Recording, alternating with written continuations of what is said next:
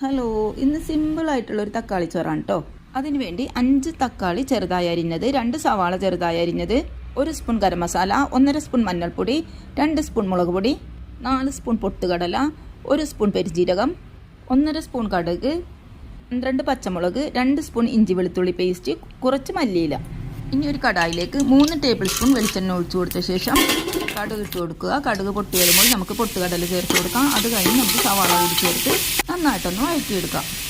ഇനി 2 കറിവേപ്പില, പച്ചമുളക്, ഇഞ്ചി വെളുത്തുള്ളി പേസ്റ്റ്, തക്കാളി, ആവശ്യത്തിന് ഉപ്പ് കൂടി ചേർത്ത് നമുക്ക് ഇതെല്ലാം കൂടി നന്നായിട്ടൊന്ന് വഴറ്റി കൊടുക്കാം.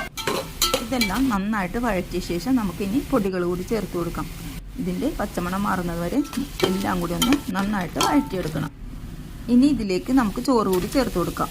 സാധാ അരിയുടെ ചോറാണ് കേട്ടോ. 3 കപ്പ് അരി വേവിച്ചതാണ്.